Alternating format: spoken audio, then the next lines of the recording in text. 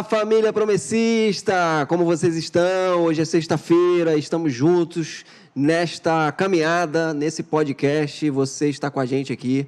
Eu queria agradecer a presença aí de cada um de vocês, que você coloca aí nos comentários de onde você está falando. É muito importante saber aí tua participação, você poder comentar e participar aqui com a gente. Que Deus possa abençoar a cada um, a sua vida. Eu quero te convidar, né, se você ainda não fez, que você curta, compartilhe aqui o vídeo com a tua igreja, com os seus amigos. É extremamente importante que você faça esse compartilhamento para que mais pessoas possam ter possam conhecer, né, e possam aprender um pouquinho mais e ser edificadas, né, através da palavra e tudo mais. Vamos juntos, seguindo aqui. Hoje eu estou aqui com o pastor Albino. Fala aí, pastor. A paz, amado. Aí, ó. Já deu um glória hoje? E aí, ó, você já deu glória hoje? Vamos junto? Vamos junto aqui com o pastor Albino. Pastor, você é da onde? Eu sou natural daqui do Rio de Janeiro mesmo. Você é do Rio mesmo? Carioca da Gema. Ah. Né? Com sangue de sergipano. Carioca da Gema. Rio Grande do Norte. Nasceu na Baixada ou é no Rio mesmo? No Rio mesmo. É? No Rio de Janeiro. Então é carioca mesmo. Carioca da Gema. Por isso que a gente fala que é carioca da Gema. Meu pai falava que é papagoiaba. Tá certo. E aí, como é que é a sua caminhada aí? Vamos começar a nossa conversa aqui sobre a sua vida, né? Sua caminhada. Sua caminhada não foi muito fácil, né? Isso. Cada um de nós, né, na nossa vida, temos uma história, né? Temos uma vida, né?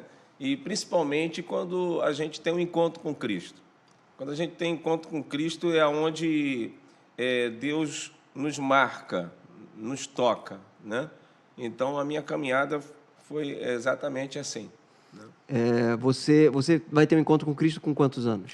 Eu tive encontro com Cristo já com uns 14 anos de idade ali, mais ou menos, 13. Na verdade, 13 anos de idade. Encontro mesmo? 1980, 13 anos de idade. Encontro mesmo? Encontro com Cristo. Não só ia para a igreja, não? Não, na verdade, é até uma história assim, que a gente já vai entrar nela, muito interessante.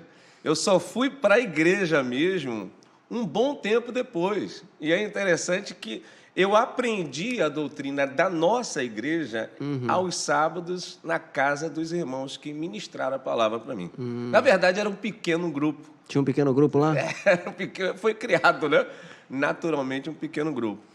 É isso aí. E aonde que era? Na casa de quem? Isso foi em Nova Iguaçu, né? Mais precisamente ali no bairro de Boa Esperança, em Miguel Couto, Rua Jacarandá Branco, número 60. Tu ainda lembra? As minhas irmãs ainda moram lá tá. e eu visito elas lá. Sua família, então, não é uma família cristã? Minha família era católica praticante, né? E o nosso pai, ele nos ensinou a ser católicos praticantes. Todo domingo nós estávamos na missa na igreja. Lá ali em Nova Iguaçu mesmo? Lá em Miguel Couto. Miguel Couto. Miguel Couto. E aí, como é que é? Até onde você chegar aí nesse pequeno grupo, como é que aconteceu aí? Vamos contar do princípio, né? Do princípio para a gente chegar até o momento em que foi me dado a palavra lá, e aonde eu aceitei Jesus como Salvador pela Escritura Sagrada. É interessante que meu pai, ele era ex-combatente, né? O navio dele foi bombardeado na Segunda Guerra, né? E ele optou pela Marinha de Guerra na época, né? E graças a Deus ele foi salvo, né? Então, o que ocorreu? Eu tinha 2 anos de idade, depois que eles me falaram com mais tranquilidade, aos 2 anos de idade, minha mãe teve aquela quebra de resguardo, né? Então, o meu pai, preocupado, que ele ainda estava na ativa, ele pediu para que o irmão dele, meu tio Afonso, né, me criasse em Salvador.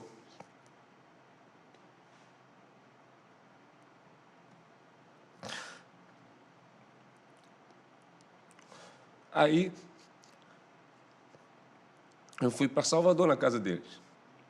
Então, na verdade, era um irmão do meu pai chamava de Painho, e minha tia chamava de Mainha. que morava em Salvador, né? Ele trabalhava no laboratório e eles eram kardecistas, né? E aos 2 anos de idade fui criado por eles. 2 anos de idade, você praticamente... Não sabia. A identidade de pai era Tanto é deles. Pai e mãe, né? Pai e mãe eram eles, né? Na realidade. Mas eu fui crescendo, né? E 5, 6, 7 anos, eu observava as coisas que aconteciam. Eu recebia, todo ano, um presente do meu tio Albino. E eu achava interessante que aquele tio sempre lembrava de mim. E, como criança, eu não ligava uma coisa na outra. Como que eu, chamado Albino, né? Costa Filho, eu não ligava o meu tio Albino.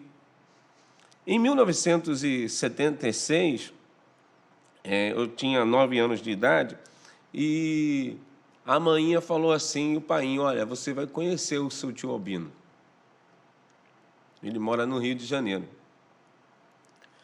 Aí nós chegamos e fomos para uma casa de alguns conhecidos deles, lá embaixo, na cidade.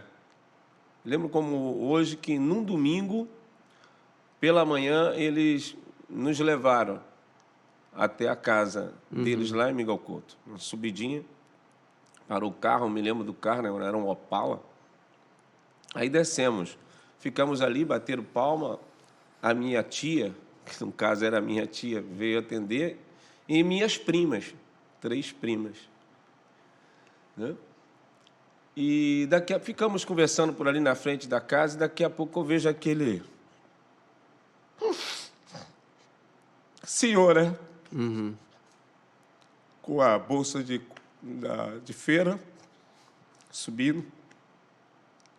Ele, quando observou e identificou, ele largou a bolsa e saiu correndo.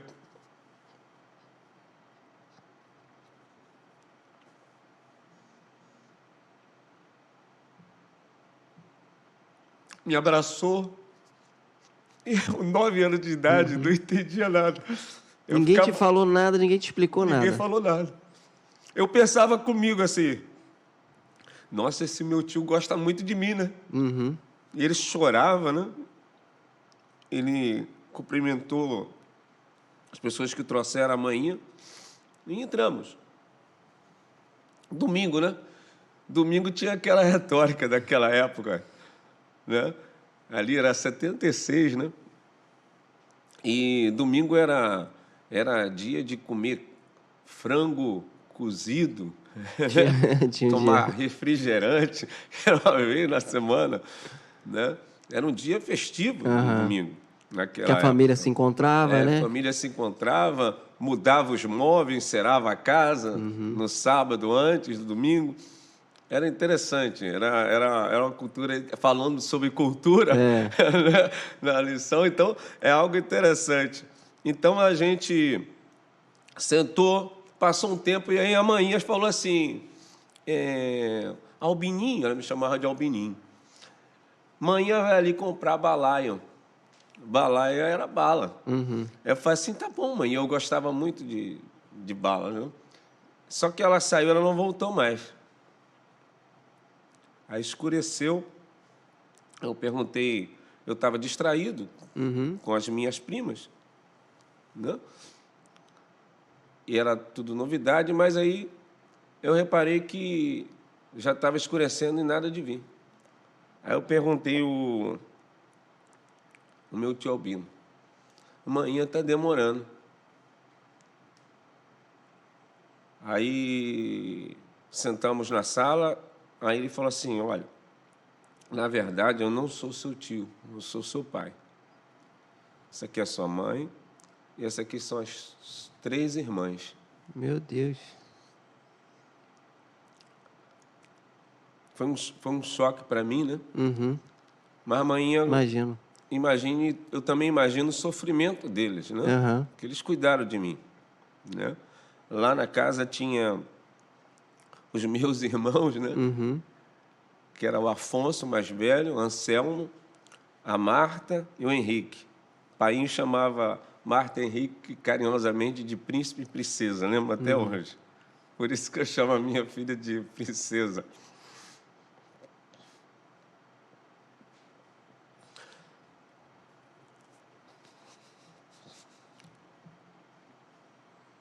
E ali a gente caminhou. Eu não sabia, até um ponto que a minha mãe teve a primeira crise. E foi outro choque para mim. Ela dizia assim, esse daí não é meu filho. Ela tinha essas crises assim? Tinha essas crises de nervo. Eles falaram que era por causa da perda de resguardo. Mas quando ela tomava o remédio, era normal. Obrigado, querido. Era normal. E ali, meu pai me protegia. E protegia minhas irmãs. As suas irmãs também sofriam da mesma coisa, né? Minhas irmãs também sofreram. Teve períodos que elas ficaram em colégio interno. Entendeu?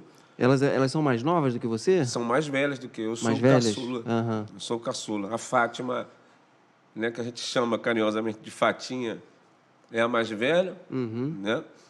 A Maria José, né? É logo após a Fatinha, a Zezé, né, que chamamos carinhosamente de Zezé, e a Verinha, né?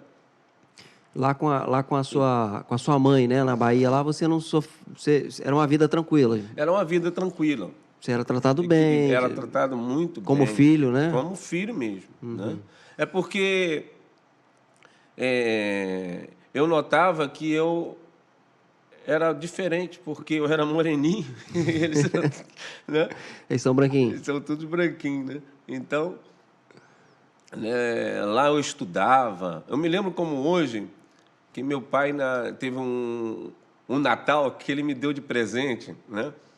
Um brinquedo na época, que era um capacete, né? Que era PM aqui, branco, com a tarja, um cinto com cacetete e uma pistola. Que isso, hein? Era. Esse cara é brinquedo bom, hein? Eu me sentia o cara, né? E talvez seja por isso, pelo meu pai ser da Marinha, né? E por ele também dar alguns presentes alusivos, né? E eu estudava num colégio, eu lembro como hoje, e quando eu fui visitá-los após eu casar, em 89, lá em Salvador, visitei a família toda. Meus primos ficavam, primos e irmãos, ficavam admirados que eu lembrava. Eu lembrava que eu ia para essa escola, o nome da escola era João das Botas. E era num ambiente militar, passava na frente de quartel do Exército. Né? E era interessante, nós crescemos ali. Ia para a praia aos domingos, no Farol da Barra, né? No sábado, o painho, né, que era o meu tio, me levava no laboratório. Né? Na época, eles estavam fazendo um estudo sobre a doença de Chagas. É interessante, né? E eu tinha algumas coisas abandonadas ali, e eu e as minhas irmãs gostavam de ficar brincando ali no laboratório, alimentando aqueles ratos que eram né, a cobaia, aquela coisa toda. Era muito interessante. E aos domingos, né, eu tinha alguns dias, não me lembro qual, que eu era muito criança, a gente ia lá que era kardecista, né? A gente ia lá, né, ouvia a palavra que eles falam muito no Evangelho de João, né? E quando eu venho para a casa do meu pai, como a gente estava falando, voltando agora, então o que acontece? Eu vivi nesse momento ali e meu pai nos defendia com a minha mãe. E tinha uma situação que ocorria. O meu pai, quando ela ficava muito nervosa, então ela sempre falava que eu tinha sido trocado, talvez por eu não ter convivido ali, né? Isso daí a gente já entendia, mesmo como criança, mas meu pai nos ensinava. E meu pai me falava algo interessante, que ele falava assim, nunca responda a sua mãe. Né? Aí eu lembro diz Êxodo, né? 20, verso 12. Honra teu pai e tua mãe e te prolongarão teus dias na face da terra. Não tem condicional, né? Não tem condicional. E meu pai, embora católico, ele me dava exemplo para temer a Deus. Eu aprendi a temer Deus com ele. E esse versículo me acompanha até hoje. Uhum. Isso que eu respeito muito os mais velhos. Porque quando Deus fala, Ele cumpre. Uhum. É algo que Deus não tira de você quando você é obediente. Uhum. Né? Ele mesmo fala, eu velo pela minha palavra para cumpri-la. Então é promessa do Eterno, é promessa de Deus. E eu tenho como promessa na minha vida. É essa passagem que me acompanha. Mas como em toda a vida, você tem ganhos e você tem perdas. Perdas, é. Aí, quando eu fiquei mais velho, eu estava observando que era uma forma de Deus me preparar. Ou até para que eu alicerçasse a minha fé nele, confiasse nele como Deus. Mas isso você só vai ter essa visão mais lá para frente, Mais né? lá para frente. Mas eu acompanhava meu pai. Uhum. A gente ia, aos domingos, estávamos na missa. E eu achava interessante que a gente acordava cedo e tinha que estar lá antes das 7. A gente andava a pé até Miguel Couto. Uhum. A gente morava em Boa Esperança. Era eu, meu pai, minhas 3 irmãs. E a gente, quando chegava na igreja, meu pai falava assim, ó, vá para o banheiro, tome água e ninguém sai do meu lado. E silêncio, porque Deus está na igreja. A gente ouvia a voz do padre, ecoava. Você não ouvia criança correndo, ninguém... Né? A igreja era grande? Era grande, e tinha a liturgia, né? A liturgia da Igreja Católica era a mesma missa daquele dia, a mesma dita pelo Papa no Vaticano, naquele dia, naquele domingo. E eu achava interessante algumas coisas, era a reverência do meu pai. Quando meu pai chegava na igreja, ele se ajoelhava, eu achava aquilo interessante. E quando chegava na hora da hóstia, eu perguntei ao meu pai, poxa, por que a gente não pode? Né? Aí meu pai falou assim, é porque vocês têm que fazer a primeira comunhão. Você precisa estudar o catecismo. Eu falei assim, pai, eu quero. Aí ele colocou eu e a mais nova para fazer juntos. Aí fizemos a primeira comunhão. Aí já tinha aquela roupa específica, né? Aquela calça de tergal, lembro até hoje, sapato engraxado, né? Camisa até aqui. A vela era uma vela especial para o dia, era bordadinha. E a gente fez a primeira comunhão. Então, a partir daquele momento, eu tinha o prazer de receber a comunhão, a hóstia, não sabendo eu que era alusível à ceia do Senhor, que posteriormente eu entendi dentro da palavra. Então, a gente foi crescendo, e chegou um ponto, né, em 1981, né, e mais um pouco antes, voltando, quando minha mãe tinha essa discrepância, aí meu pai tentava dar um remédio e não estava. Ela não dormia, ela ficava a noite toda caminhando na casa. Tinha algum diagnóstico, alguma coisa, não? Era psicológico mesmo. Era nervo, né? Esse nervo. Então, meu pai levava para casa de um amigo dele que morava na rua, lembro até hoje, a Rua Madeira, do lado da escola que eu estudei, Escola Vicentina Goulart, ali em Miguel Couto. O nome dele era Albérico, o nome dela era Marli. Eles são testemunha do meu nascimento. Meu pai me mostrou na minha certidão de nascimento, tem lá o nome deles. Eu ia para a casa delas. Aí, amados, é interessante como que Deus faz na tua vida. Eu estando lá, então a esposa dele era aposentada da Varig. E ela falou assim, eu vou te ensinar a datilografia. Quando uma criança, 10 para 12 anos, aprender e ela me ensinou A, S, D, F, G, cedilha L, K, J, K. Aí ensinava eu botar folha, aí botava um texto, eu ia datilografando com os 10 dedos. Então, eu acabei pegando uma prática, não sabendo eu o que Deus estava preparando. Então, esse é para nosso ensino, irmãos, que tudo que Deus faz é porque Ele tem um propósito. Mas chegou um momento em que meu pai, ele, próximo, antes dele falecer, um colega meu eu tinha pedido ao meu pai 2 coisas, uma bicicleta e um crucifixo, né? Minha mãe, quando estava calma, era interessante, ela me ensinava a rezar. Então, eu rezava todos os dias o Pai Nosso, Ave Maria, creio em Deus Pai, a oração do anjo da guarda, né? E a oração do São Jorge. Então, toda noite, antes de dormir, eu ajoelhava, eu dormia na sala, né? Que a casa só tinha 2 quartos, e eu dobrava o joelho e fazia as rezas, rezava, beijava o crucifixo e dormia. Né? Eu dormia na sala. E dormia, e meu pai no quarto dele, e minhas irmãs lá no quarto delas. Mas chegou um momento em que, em 1900, antes um pouco, eu estava em casa, aí a família Toledo, né? Muitos vão, eu vou falar aqui um nome, a doutora Helvig, conhece? Tá. Então, eles moravam na frente lá de casa, posterior aqui. A casa dele, os fundos davam lá para a nossa rua.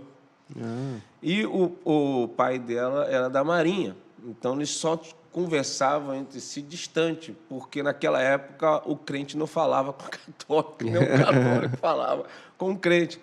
E eu conheci o filho dele, Isaías, que passou para a minha classe. Né? E era interessante que a gente brincava na rua, e quando o pai dele era intérprete do Queen Elizabeth, ele falava um inglês fluente da Inglaterra. Então, toda vez que o navio Queen Elizabeth vinha para o porto, ele chamava ele.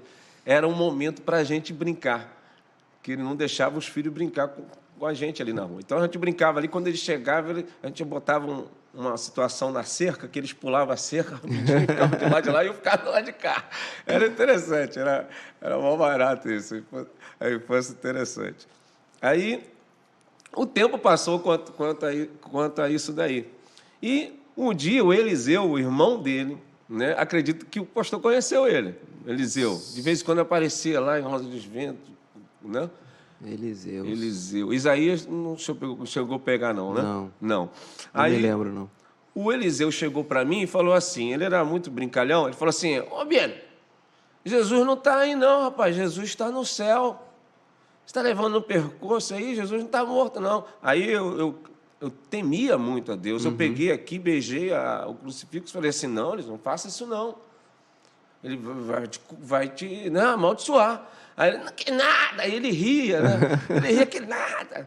Aí eu falei assim, que isso, rapaz? Jesus está aqui, rapaz, está aqui comigo. Eu creio, né? Que eram 2 coisas que eu pedi, uma bicicleta e o crucifixo. Meu pai me deu o crucifixo, posteriormente me deu uma monareta alaranjada, né? Eita! Era da época, né? Gostava de ficar dando uma cavalinho de pau, aquela coisa aí. Ele chegou, vou te provar na tua Bíblia que você está errado. Aí eu falei, se você provar na minha Bíblia, eu acredito. Então espere. Quantos anos ele tinha? Vocês tinham? Eu tinha 12 para 13 anos de idade. 12 para 13 anos de idade. Olha aí, ó. E ele fez esse desafio contigo? Fez desafio comigo. Né? Porque eu temia muito a Deus, que eu via meu pai, cara. Toda 6 horas da tarde ele ouvia a Ave Maria. Depois de ouvir a Ave Maria, era religioso. Ele ia para a mureta do muro e ficava rezando. O sol se pondo no horizonte, e ele ficava rezando, e eu não atrapalhava, eu ficava na calçada observando ele. Ele terminava de rezar, ele vinha, vamos, meu filho, vamos entrar. Aí entrava. Nessa situação, né, meu pai começa também a adoecer. Ele começa a adoecer. E eu aceito a Jesus pelo desafio. Ele pega, traz uma Bíblia católica e me mostrou aqui, traduzida pelo padre, assim, né? E mostrou e pegou a Bíblia de João de Almeida. Então, ele abriu em Êxodo. Aí ele começa a ler os 10 mandamentos. Quando ele vai lá, eu pego o catecismo e boto aqui na cintura. Quando eu começo a ler os 10 mandamentos, quando chega naquela parte para não fazer imagem de escultura, né? Eu já levo um choque. Mas aonde eu levei mais choque ainda foi quando chega no 4º mandamento, que é: lembra do dia de sábado para o santificar. Eu havia decorado Do domingos e festas, né? domingos e festas. Então eu peguei o catecismo, abri, não, está errado. Eu falei assim, não, cara, mas está na tua Bíblia.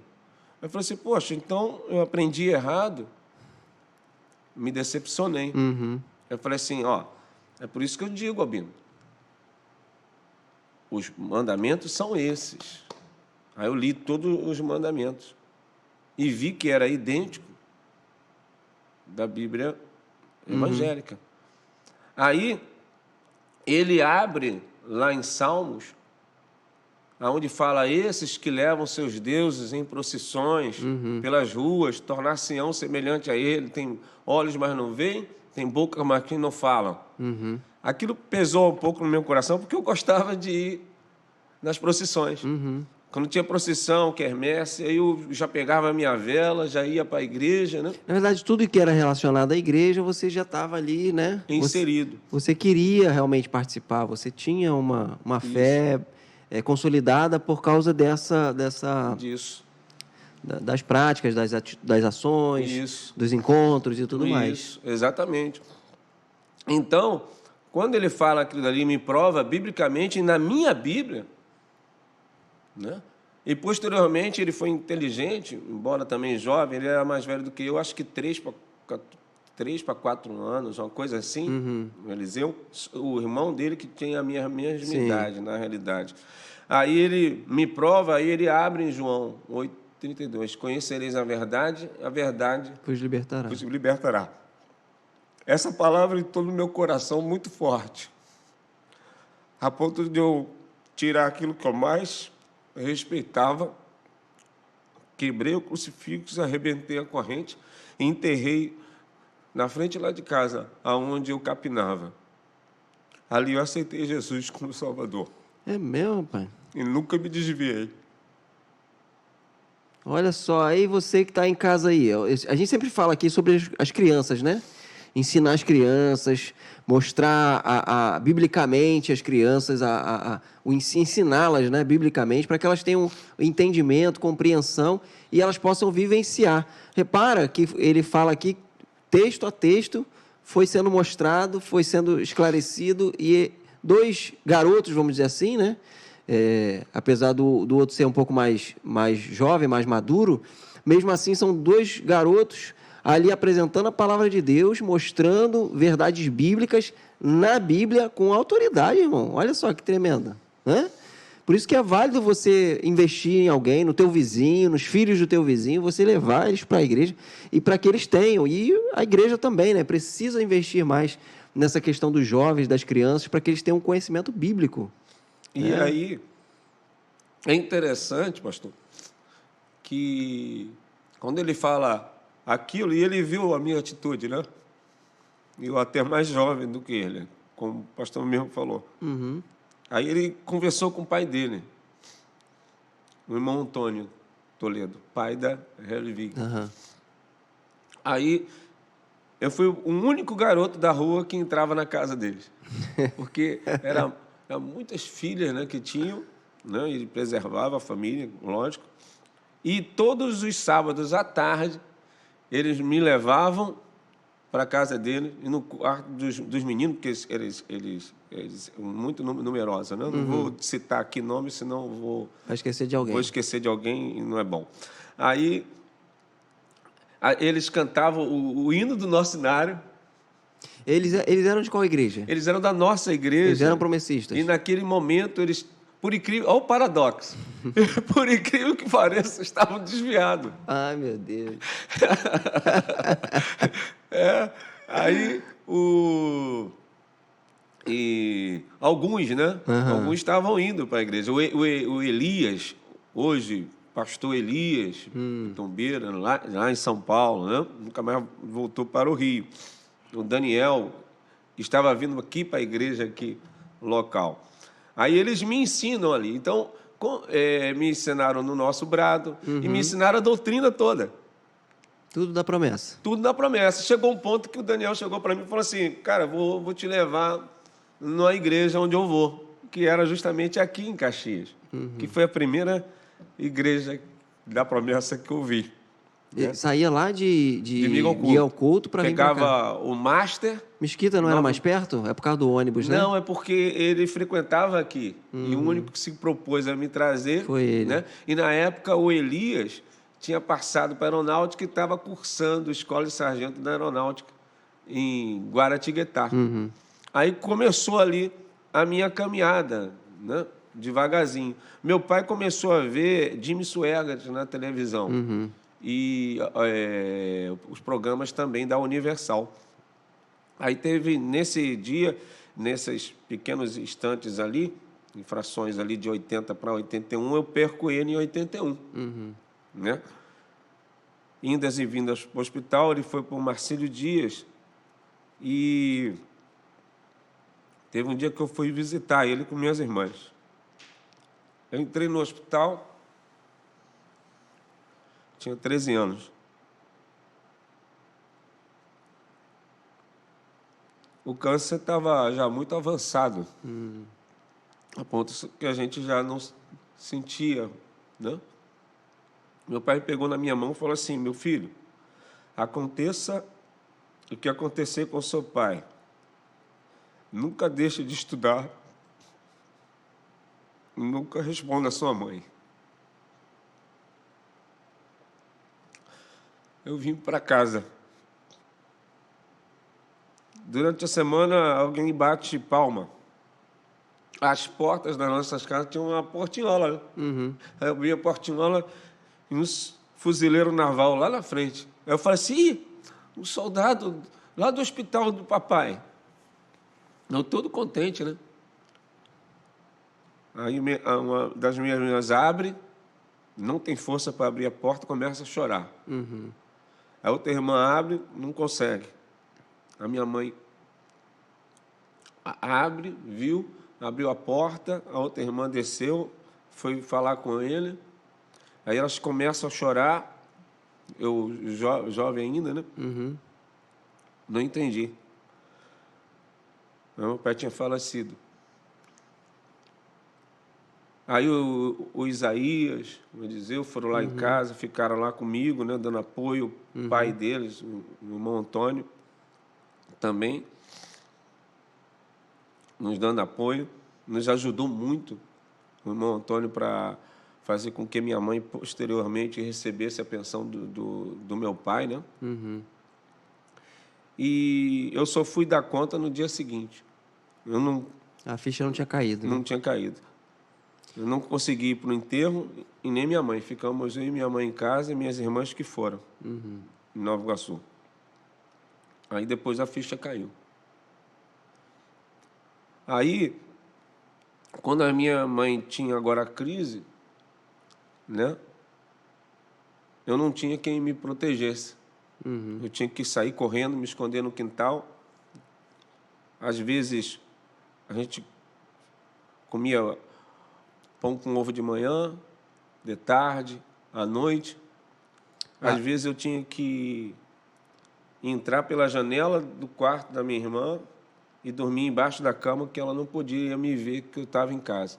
Com as suas irmãs, ela tinha algum problema ou não? Não, não. Era mais tranquilo, o negócio era Era contigo mais mesmo. tranquilo que minhas irmãs também enfrentavam ela, né? Mas eu não enfrentava por causa do que meu pai falava, né? Então, teve um dia que eu acordei com a enxadada nas costas. E graças a Deus que foi o cabo. Caramba. Teve um dia que eu ouvi a voz do Espírito Santo pela primeira vez. Ela acordou, eu saí correndo. Aí a gente tinha mania de colocar excesso de segurança, né? A pá aqui assim, enxada aqui assim, trinco em cima. Aí eu corri, né? Tirei a pá, tirei a enxada para abrir, tirar o trinco. Quando eu ia botar a mão em cima, eu ouvi a voz assim: sai. Aí eu saí para o lado, o ferro de passar roupa bateu na porta. E o ferro de passar roupa Misericórdia. não era leve, né? É. Era pesado. Fez um buraco aqui na porta, assim. Aí foi quando o ferro caiu no chão, eu tirei o trinco, corri para o quintal, pulei para o terreno, capim na valha, fiquei escondido.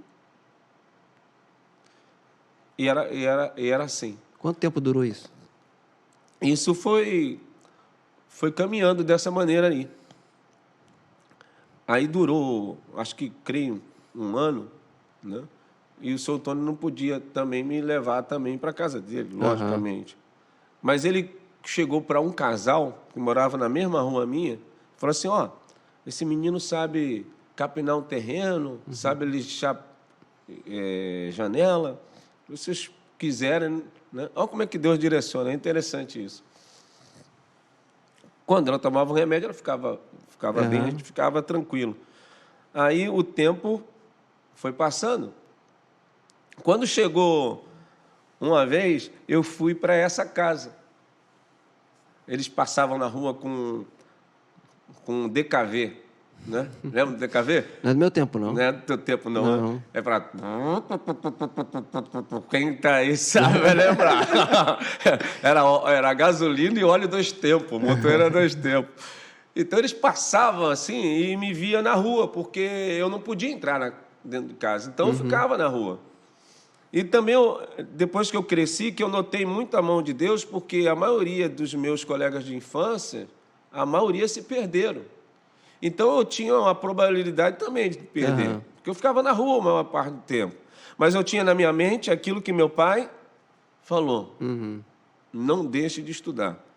E, graças a Deus, eu nunca repeti de ano, por causa desse chamamento do meu pai. Aí eu fui para essa casa lá, capinei um terreno, né? Aí essa dona Neide, o nome dela era Neide e seu Silvio.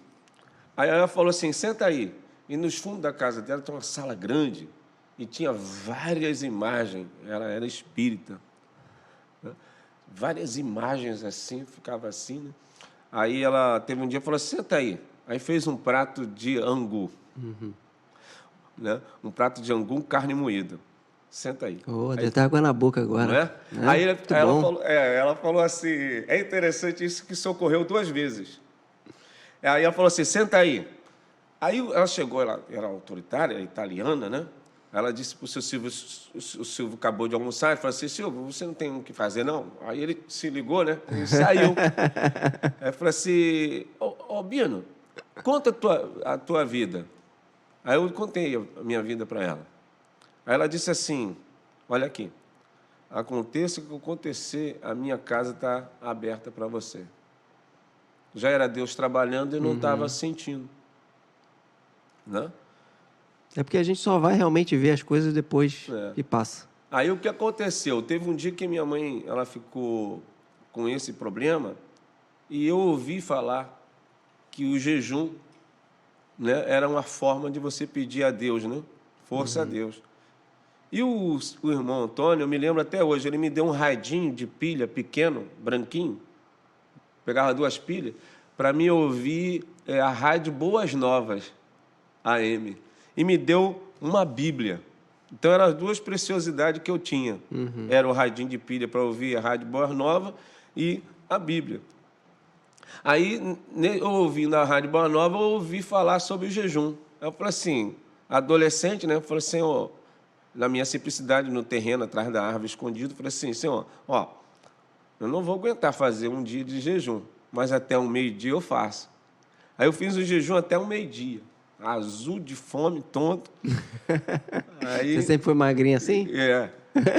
E pedindo, pelo amor de Deus, para o pelteiro passar para dar meio-dia. Aí eu fui lá, deu meio-dia, eu consegui entregar o jejum, né? Orei ao Senhor, almocei. No final da tarde, a minha mãe ficou melhor. Né? Minha mãe ficou melhor, eu agradeci a Deus. Eu vi ali a primeira situação em que eu fiz um jejum. Uma prova de fé, né? Uma prova de fé. Exatamente, uma prova de fé. Aí eu vi que Deus estava comigo. Aí o que acontece? Só que quando a minha mãe tinha esses problemas, eu não tinha mais a casa para me esconder. Não tinha meu pai. Meu pai se colocava na frente, me protegia. Não tinha mais, minhas irmãs não podiam. Aí teve um dia que eu fui separar uma briga de 2 irmãs, né? Que toda família tem problema, isso é natural. Irmãos, então? Irmãos, eu tenho ainda mais um montão, né?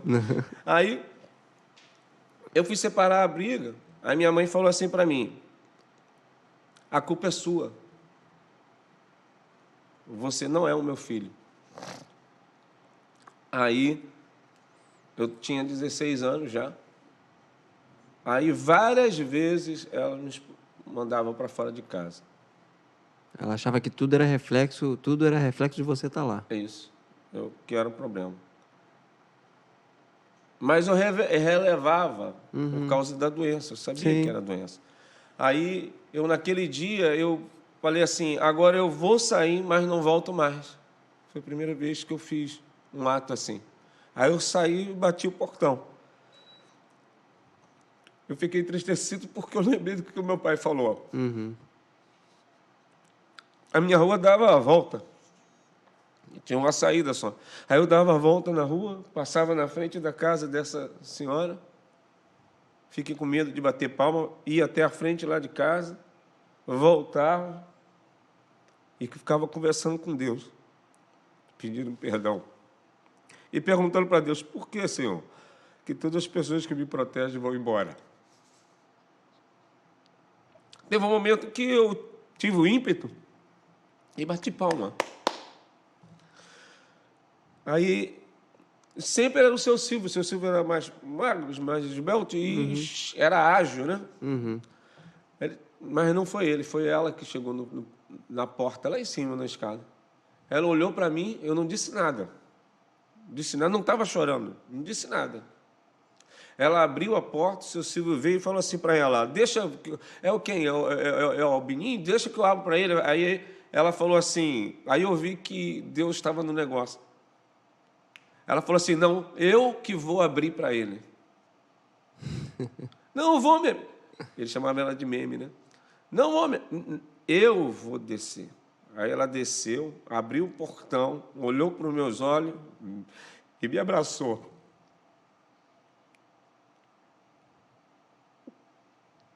Sem eu falar nada. Ela disse aqui, daqui você não sai mais. Ela entendeu tudo, né? Eu tenho uma sensibilidade espiritual grande. Aí ali eu entrei para a casa dela. Todas as sextas-feiras ela me dava um dinheiro para eu vir aqui para Caxias. E quando eu voltava, eu tinha que dizer para ela o que o pastor ensinou. Eu levava o doutrinal, aquele preto, ela sentava na mesa, o que o pastor ensinou lá? E ela conhecia a palavra. Você ouvia aqui para passar para ela lá. Aí Você lembra qual era o pastor da época aqui? Era o pastor, pai do pastor Joel, Luiz de Barro, o pastor aqui. Então aprendeu bem. Mas aqui eu passei muito pouco tempo, né?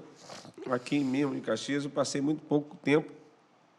Teve uma situação que tivemos que sair daqui, não minha, mas da época, não vem o caso falar. Então, o que acontece? Eu passei a continuar na casa deles aos sábados, né? Aí, o Elias, vindo de São Paulo, de férias da aeronáutica, ele chegou para mim e me viu, né? Falou assim, olha, eu vou levar para uma igreja mais próxima, eu não sabia que existia igreja de Mesquita. Aí nos levou em 1985 para a igreja de Mesquita, na igreja mais próxima. Aí levou eu e Isaías, aí eu e Isaías viemos para a igreja de Mesquita e ali ficamos, né? Em 85 eu fui batizado nas águas.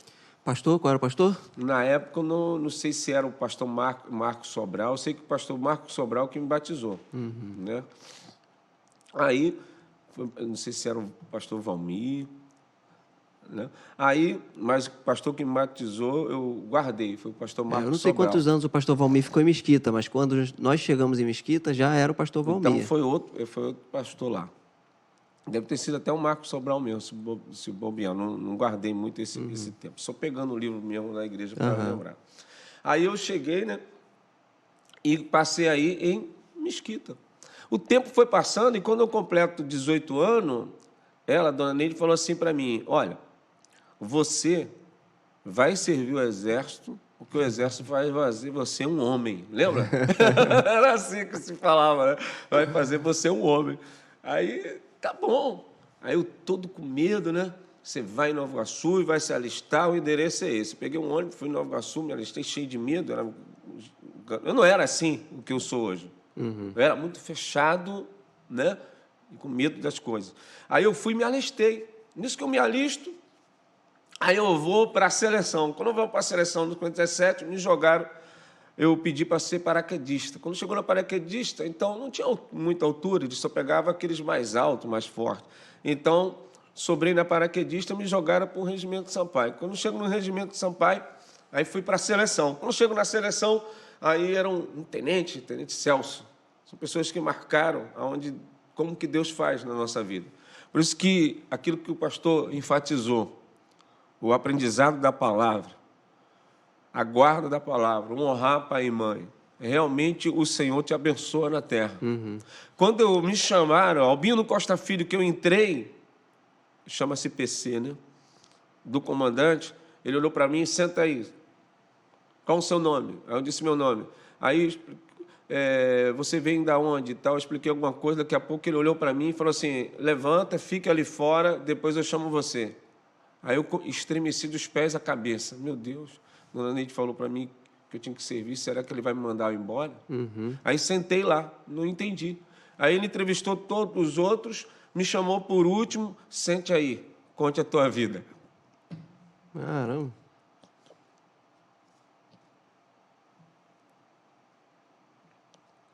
Ele olhou para mim e falou assim, seu pai teria muita alegria se você servisse.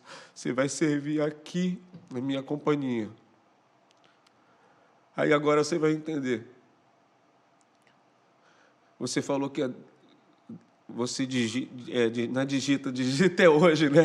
Você é datilógrafo com os 10 dedos, você vai ser datilógrafo do subcomandante daqui da companhia. Caramba.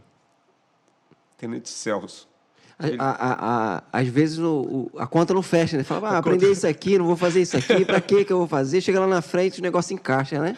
Aí, quando ele fala aquilo, eu falei assim, realmente Deus está comigo. 19 anos de idade. Aí eu fui admitido, servindo, tem aqueles primeiros 3 meses, para você se formar soldado no dia 25 de agosto. Teve a prova para cabo. O comandante de companhia disse, vai ter prova de cabo, todos os conscritos vão fazer, e lá é ordem, né, mano? Tem jeito não. Tá bom, mas eu fiquei assim com medo, porque alguns soldados antigos falaram assim, é melhor você fazer como antigo, cara. Né? Tem mais probabilidade de você receber promoção mais rápido. Eu falei assim, não, já que é para fazer, eu vou obedecer às ordens. Eu fiz a prova, aí eu estava no almoço um dia, e o colega bateu para mim e falou assim, ô Costa, teu número não é 1171? Eu falei assim, teu nome está lá, tu passou para a prova de cabo. Eita. Eu falei, que isso? Que isso, cara, eu nem fiz corretamente ali, eu fiz porque tinha que fazer. Fez por obrigação, né? Não, cara, teu nome está lá. Aí eu corri na companhia, quando eu olhei para o meu pelotão de morteiro 120, não tem nem mais esse morteiro 120 hoje. Né? Aí eu falei assim, está todo mundo se aprestando. Aí eu fui lá, me aprestei, me apresentei o curso, fiz o curso. Cheguei em casa, falei assim para a dona Neide, para o seu Silvio, eu fiz o curso de cabo e passei. Aí eles me abraçaram, me choraram. Eu cursei o curso de cabo, passei no curso de cabo, já era o final de ano ali, né, de 86. Aí eu escolhi cabo para enganjar, não foi cabo EV. Cabo EV sai no mesmo ano. Né? Aí, beleza. Quando cheguei para eles e tal, quando chegou o próximo final do ano, eles falaram assim, a gente vai viajar para Santos, que a nossa filha Cristina está com gravidez de risco, a gente precisa dar uma assistência a ela. A casa vai ficar com você, você toma conta dela. Então, eu acordava às 3 da manhã, né? 3 e pouco, 4 horas, para pegar o trem para poder vir embora. Né? E estudava na escola à noite, para terminar agora é médio, que chama ensino médio. Quartel, escola, casa, indo para lá. Aí recebi uma carta deles dizendo assim, olha, a gente infelizmente não vai voltar mais para o Rio e a gente vai ter que vender a casa. Puxa vida. Aí eu falei assim, mais uma vez, né? Mas eu continuei confiando no Senhor. Aí eu passei a ser laranjeira no quartel. Quando passa a ser laranjeira no quartel, vinha para Laranjeira é o quê? Esses termos dorme aí a gente no quartel. Ah, É um tá. apelido para quem dorme no quartel. E naquela época era bom, você tem cama, roupa de cama, você só tinha que dar o arranchamento para você arranchar para a janta, né? Aí, beleza. Então, como fiz curso de cabo, então eu não passei a tirar, mas mesmo sem a promoção, você passa a tirar serviço de cabo de dia e cabo auxiliar da guarda, né? E ganhava 20% a mais do que os outros soldados por ser cursado. Beleza, né? Eu fui caminhando e nesse intervalo eu conheci o Lucas. Na igreja, o Lucas ficou sabendo do meu problema, aí o Lucas falou assim, ó, tem uma kitnet alugada. Se você quiser, eu falei assim, ó, beleza, para mim tá bom, porque eu só venho para cá na sexta-feira e domingo eu saio. O Lucas, eu vou falar que é o Zé. O Zé, ele não tá aqui para me bater. Então, o Zé era da igreja ali, não era? Era da igreja. Aí você conhece ele na igreja ali? Conheço ele na igreja. Na época ele trabalhava com o Ivo no aviário. O Ivo tinha um aviário ali, tio Ivo. Beleza, começo ali. Então, então eu só ia para ali na sexta, no domingo eu voltava para o quartel. Depois do culto, eu só passava lá, pegava a minha maleta, eu vestia o uniforme, que você tinha que entrar fardado, e ia para o quartel. Né? Iniciava lá o expediente, aquela coisa. O tempo foi passando, eu acredito que deve ter sido o Lucas, deve ter falado algo para a Ivonete e para o Valmir, né? Pastor Valmir. E teve um dia que o Valmir me chamou e falou assim, você sabe pintar a janela? Eu falei assim, sei. Então você poderia pintar, a gente só podia fazer isso nas horas vagas, né? Aí eu pintei lá a janela, aquela coisa toda. Aí a Ivonete faz o almoço. O que era o almoço? Angu com carne moída. Aí comemos lá, a Márcia, a Mônica, tudo pequenininha. E o Rogério, o pastor Rogério, serviu o exército, e o primo e também estava morando lá. De Maricá? Isso.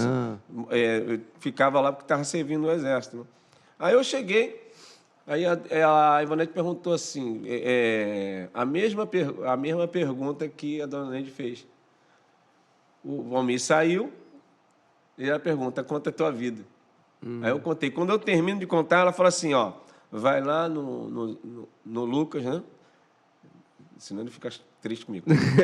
Vai lá no Lucas e diga para ele que você não vai ficar mais, você vai morar aqui. Eu falei assim, mas como assim? Você vai morar aqui. Aí eles me colocam na casa deles, eu com 20 anos, né? 19 para 20 e eles anos. com 2 filhas, né? E com 2 filhas pequenas. Né? Aí o Rogério ainda estava lá, o Rogério me deu alguns macetes do quartel, que ele já era antigo, ele dá baixa e eu fico lá. E é dessa maneira que Deus vai agindo na minha vida. Aí chegou um momento em que, né, depois eu fui parar para contar, eu fiquei 3 anos na casa da dona Neide e, do tempo aqui, 3 anos na casa da Ivonete Pastor Valmir e caso com a prima dela, que é a minha esposa, né, há 33 anos, 16 de julho de 1989. É isso, hein? 89. Quase minha idade. É isso mesmo. Aí Deus me proporcionou tudo isso. Né? E fora, no trabalho. Deixa eu perguntar uma coisa só. E como é que ficou o relacionamento lá com a sua mãe? A minha mãe, sempre Porque você estava ali perto, né? Você não estava longe. É isso. Sempre quando eu podia, eu iria visitar. Mas eu tinha que ligar para minhas irmãs para saber como é que ela estava. Né? Em 2000, eu perco minha mãe. Tinha 33 anos de idade. Em 2000, perco minha mãe. Né? Aí muitos colegas do quartel, na época, foram também. Né? Aí minhas irmãs continuam. E os seus pais na Bahia? Lá eu visitei eles quando eu casei. Que você falou que foi lá quando você casou, Isso. né? Aí depois eu perdi o pai, né? Que era o meu tio, né? Ele dormiu e não acordou. Né? E depois eu perdi a mãe. Né? Ele era militar também? Não. Não, né? Só seu Ele pai era mesmo. cientista, né? Seu pai era o quê? Meu Seu pai pai era ex-combatente da Marinha. Mas ele era... Qual era a patente Ele, dele? na época, ele era contramestre contramestre. Aí, como estava em guerra, puxaram ele para a Marinha de Guerra, né? É. Olha, quanto tempo a gente tem aí? 1 hora? Porque a gente ainda tinha muita coisa para falar, né? Eu ainda queria saber lá, você como militar, né? Isso. Você ainda tem ainda experiência com relação ao exército, né? Você foi para Angola, você foi para algum lugar também antes? Isso. Foi Angola e posteriormente para o Ah, é o Haiti. contrário, né? É verdade. Isso. Foi para Angola e depois o Haiti. É interessante isso, que na vida militar eu passei algumas dificuldades também. O tempo ele foi passando, né? Tentei fazer alguns concursos, não consegui. Mas tinha a probabilidade, dependendo das minhas habilidades e funções, de continuar no Exército. Então, graças a Deus, eu tinha um bom comportamento, né? Então, por quê? Eu tinha esse temor de não causar escândalo ao Evangelho. Infelizmente, eu tive colegas que causavam escândalo ao Evangelho. Isso como tem em qualquer lugar, né? Como em qualquer lugar tem. Então, eu me preservava muito. Então, por exemplo, na parada diária, eu ia com o melhor uniforme. Eu mesmo aprendi a engomar a minha farda. Então, eu ganhava boa apresentação na parada diária, né? Então, e sempre submisso, hierarquia e disciplina nessa situação. Então, continuei. Sendo que teve momentos em que eles falaram que ia mandar o pessoal embora. E teve um momento que eu cheguei até a falar para minha esposa, filha, infelizmente, o Exército está querendo acabar com esse quadro especial, então vai ser difícil. E chegou a notificação dizendo, vocês vão entrar de férias para fins de licenciamento, ou seja, para ser mandado embora. Então, eu orei ao Senhor, chamei minha esposa, né? A gente já éramos casados, falei assim, filho, vamos fazer o seguinte, o tempo que eu tenho de caserna, dá para comprar isso aí. Eu fazia as contas. Fazia as contas, falei assim, na época o irmão José Pessoa, né? Fazia trailer, falei assim, vamos comprar um trailer, se sua mãe autorizar, eu vou botar aqui na calçada da escola, vou fazer uma papelaria aqui no Cormorama, que não existia. Aí eu pensei, vou perguntar lá a ele. Fui mexendo os pauzinhos. Mas quando eu chego no quartel, agora o pessoal vai rir, né? Eu cheguei no quartel, eu levei o uniforme tudo passado, direitinho, para devolver o subtenente, que a gente devolve. Aí eu cheguei no subtenente, né? Que era um dos chefes direto, falou assim, e aí, sub, como é que é? Aí ele me chamava de linguiça, que eu era magrinho, né?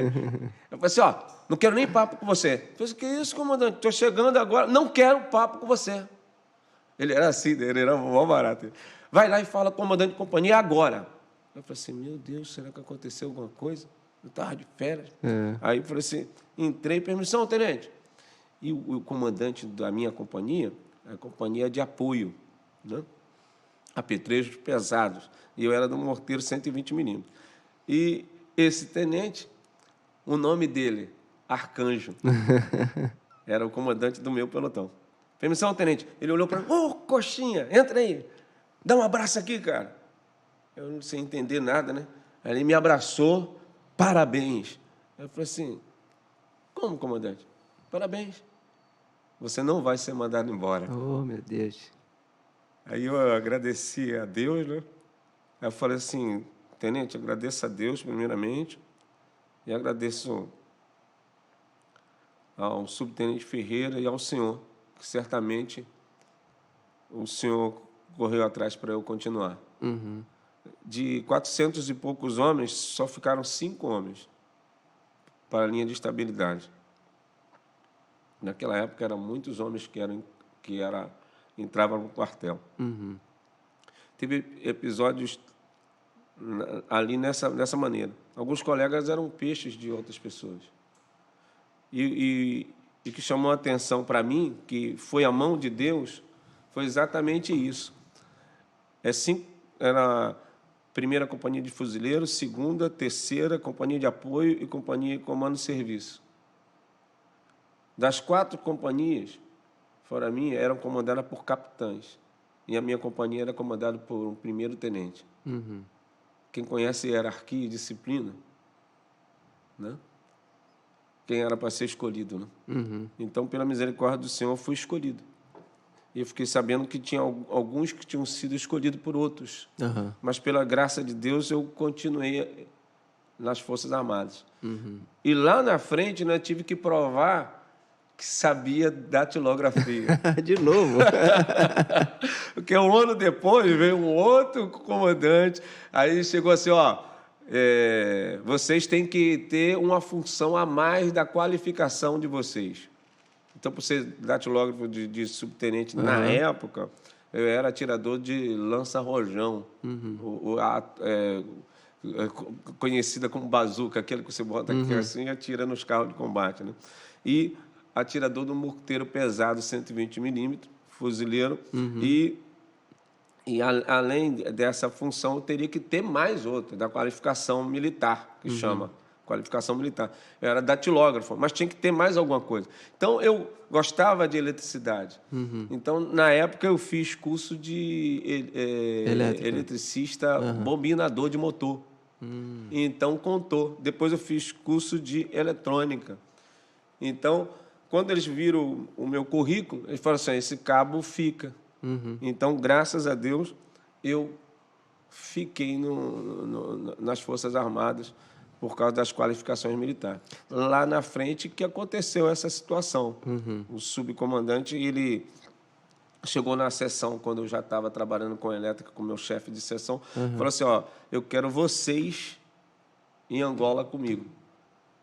Falou para o meu chefe. Angola foi mais fácil, né? Que era missão de paz. A Angola foi missão de paz, né, literalmente falando. Né? Por que eu falo isso? Porque a gente foi manter a paz. Na época o país estava... Você ia lá para fazer a função da polícia, né? Isso. Mas nessa parte eu fui como técnico. Porque quando esse meu comandante me chama, ele sabia que eu era fuzileiro. Na verdade, eu era fuzileiro, né? São QMs, né? A qualificação militar. Então, eu era fuzileiro, mas eu fazia a função de comunicante. Então, eu sabia fazer as instalações elétricas, dimensionamentos elétricos e gerador. Tanto é que, quando eu vou para lá, esse comandante me falou que você vai operar um gerador de 300 kVA da base. Então, quer dizer, era um monstro de gerador para alimentar uma base.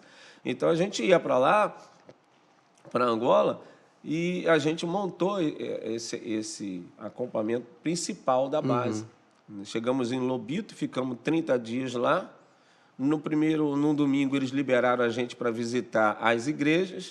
Né? E é interessante essa saída do navio que a gente faz é num domingo. A base era no navio? Não, nós chegamos no Lobito, mas tinha um tempo determinado para a gente ir para a terra. Entendi. Enquanto não dava esse tempo, que estavam preparando o alojamento para a gente na terra, no Lobito, então a gente ficaria ali aquartelado no navio. Posteriormente. Aí o comandante do navio liberou a gente para ir para a terra, porque era missão de paz. Então, não tinha preocupação, né? Não tinha preocupação, a gente não saía armado para a rua. Então, a gente colocou o uniforme de instrução, pegamos a Bíblia, botamos embaixo do braço, um gorro azul e descemos. E saímos procurando a igreja. Passamos na Universal. Aí vimos uma igreja batista e as pessoas cantando, e vozes de criança. Aí a gente entra. E o que chamou a atenção foi um colega. Um colega falou assim comigo, irmão Costa, eu posso ir com vocês? Eu falei, por quê? Porque se eu ir com os outros, vão ficar mexendo com as pessoas na rua. Eu sei que vocês não vão mexer. Olha o testemunho, né? É tremendo. Então, ele foi com a gente. Então, a gente passava. Então, já era a parte da tarde, a gente passava pelas pessoas vindo das igrejas. Eu não notei muita coisa. A gente cumprimentava, é português de Portugal. Então, a gente cumprimentava em brasileiro. As crianças da rua chamavam a gente, $1, amigo brasileiro, pedindo dinheiro, né? Aí, a gente entrou nessa igreja. O que chamou a atenção nessa igreja é que, quando a gente entra, a gente vê né, um irmão lá na frente com violão cercado de crianças. E quando a gente entra, uma das crianças olha para trás e corre para cima dele. Aí as crianças olham para trás, medo, todo né? mundo fardado. Aí ele viu que a gente estava com a Bíblia. Não, fique calmo, rapaz, é isso. Aí as crianças já sorriram, né? E foi impactante esse momento. Aí ele estava ensaiando as crianças com alguns louvores. Aí ele ensinou alguns louvores, né? E aí, que eu me recordo só essa pequena frase. Ressurreuang, Jesus é meu. Aí cantava, Jesus é meu, se tu quiseres também é teu. Né? Aí ele cantava em umbundo e cantava em português. Aí, o que impactou mesmo, cara, foi que um momento que ele chamou as crianças para orar para a gente. Aquele momento foi tremendo mesmo. 2 crianças, da altura da minha neta, né? Deveria ter 7 para 8 anos, minha neta tem 8 anos. Ele pegou um menino e uma menina. Os 2 oraram, parecia gente grande orando. Eles pediram para que Deus nos guardasse, nos abençoasse. E nós sentimos a presença de Deus naquela igreja. Nós saímos ali impactados dali. Aí, no meio do caminho, esse colega que falou com a gente, falou assim, ô Bino, o meu nome era Costa, mas ele gostava de me chamar pelo meu nome. Ô Bino, você viu uma coisa interessante? Eu falei assim, não. Quando a gente estava vindo, eu vi as crianças vindo da igreja e via que as roupinhas dela não eram novas, mas eram lavadinhas, bem penteadas, tinham menos um chinelo. E levava a bíbliazinha delas. Mas quando eu vejo essas crianças na rua, elas veem a gente, pedem dinheiro a gente, mas não são como essas. E eu vi que elas tinham um sorriso no rosto quando a gente olhava e sorria. Aí, na hora, o Espírito Santo deu a seguinte palavra: o que falar numa situação dessa, sendo que ele não é evangélico? Aí eu falei assim, sabe o que é? O nome dele era Ribeiro. Sabe o que é, Ribeiro? É porque essas crianças, elas sabem que um dia, mesmo que elas morram hoje, elas serão salvas. Elas não têm perspectiva de vida, mas elas têm perspectiva de vida eterna. Eternidade, De eternidade. É por isso que você viu elas chorando. Então, a gente teve oportunidade de visitar igrejas, né? Só uma pergunta, vocês deram glória lá na Igreja Batista? Não? Como é que foi? Pior que demos. Que a maioria era... Não sei se se é uma batista tradicional, que a gente tem batista que Foi dá bom, glória mas mesmo. ter lembrado que esse Major Heber, grande homem de Deus, né? Na nossa vida ali, né? Ele nos deu a liberdade de... cada barraca compõe 10 praças dormindo. Então, mas como era uma missão no exterior, a gente passaria 6 meses na barraca de lona. Então, para ter um pouco de conforto, então ele botou 4 homens nessas barracas, né? E a gente dividia a barraca, né? Fazia os quartos lá dentro. Interessante era eu da Adventista da Promessa, um da Batista Tradicional. Pentecostal. Um batista tradicional e uma Assembleia. A Assembleia era presbítero, né? Coitado do batista tradicional. Ele teve que aguentar os glória, mas não teve jeito. Rapaz, Deus fez grandes coisas ali de uma forma assim maravilhosa, né? E nós saímos do Rio a pedido desse major, porque na época o presidente era o Fernando Henrique, ele estava segurando a tropa para não ir. E nós passamos a orar todos os dias, meia-noite. Né? E a gente teve um pastor lá, era um pastor da Igreja Batista Pentecostal, né? Pastor Joel, até hoje eu lembro dele. Então, nós fizemos um bom propósito de todo dia, meia-noite, a igreja estava orando. E isso é importante, irmão, quando a igreja ora. Então, a gente orava por todo mundo. E teve um dia que, na formatura, o Major Heber, né, agora coronel da reserva, né? Ele perguntava se alguém ia falar alguma coisa, aí um sargento levantou a mão, um sargento da garagem. Falou assim, Major, tem que falar. Aí ele falou assim, pode falar. Aí ele falou assim, eu sempre falei mal de crente. Mas essa madrugada eu estava indo para o banheiro, porque as barracas eram assim. E lá no fundo era um banheiro em contenders, né? Porque lá a Angola é interessante. A gente estava numa altitude de 2.000 metros, em Quito de Bié, né? E durante o dia fazia aquele calor terrível, quase 50 graus, né? E à noite esfriava bruscamente. Então, à noite a gente usava casaco. Aí ele disse que estava indo para o banheiro e na última barraca, era dos irmãos do rancho, ele ouviu o nome dele, o irmão orando. Senhor, guarda o irmão, o sargento fulano de tal, abençoa ele aqui, abençoa a família dele. Ele falou chorando. Isso é muito importante, né? Eu levava aquela fita, não sei como é que não partiu aquela fita, do Mato Nascimento, que é Vitória, vai chorando, geme e chora.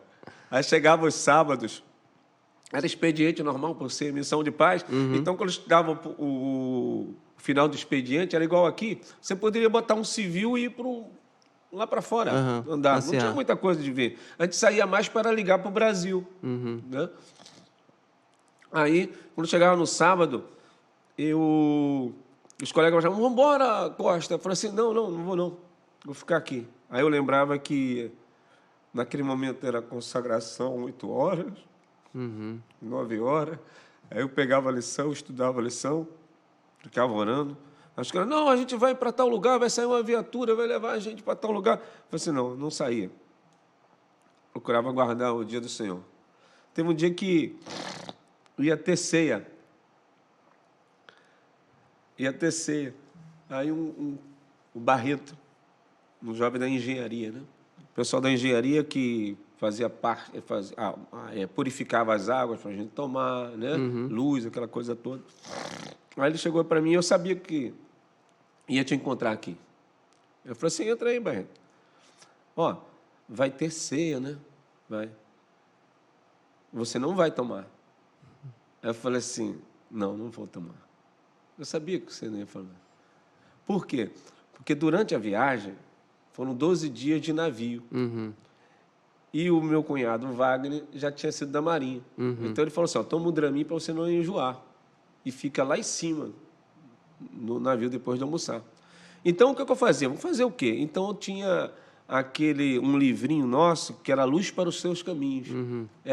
Tinha parte da doutrina e contestava algumas coisas. Então, eu ia lá para cima e levava.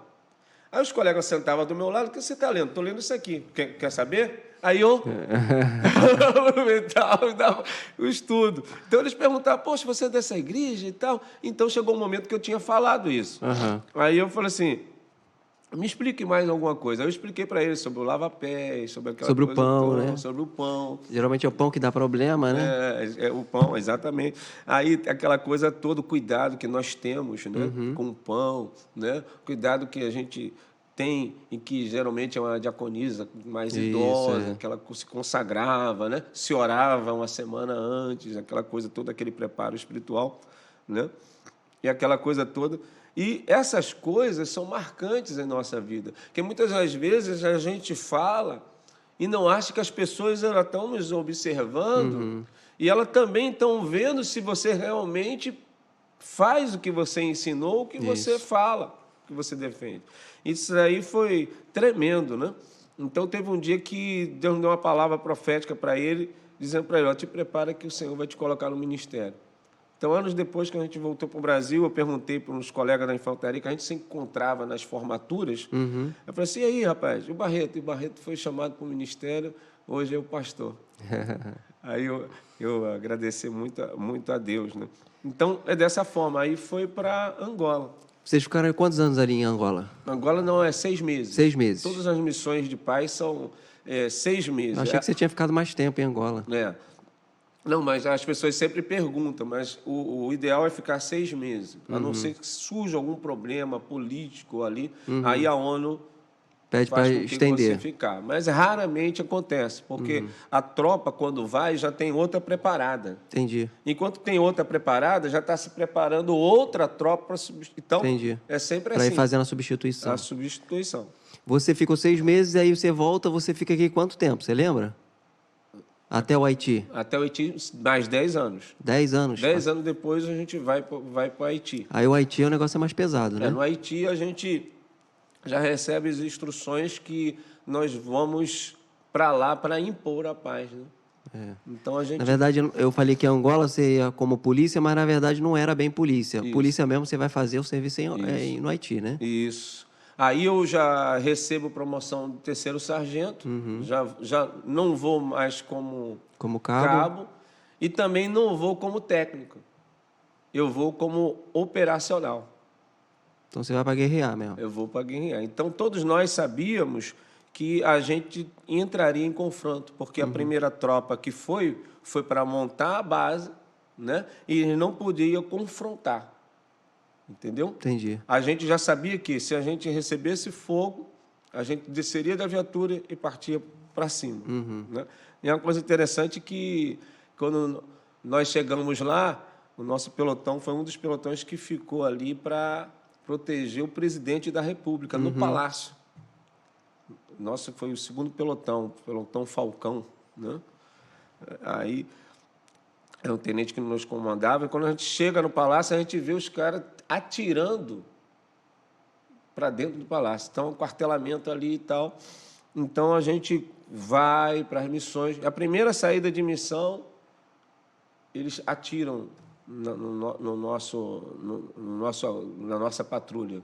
Mas a gente desce da viatura e parte para cima, né? Então, é dessa forma que a gente foi. A gente sabia o que iria passar. Mas, graças a Deus, quando a gente sai de lá, a gente sai lá com 3 favelas pacificadas. Né? Lá a gente não podia andar como Angola, ir em igreja, visitar a igreja. A gente ajudava de outra forma. Né? Então, a gente tinha que andar lá armado na rua para poder impor a paz. Eu cheguei a ler uma vez um livro, né? Sobre Angola.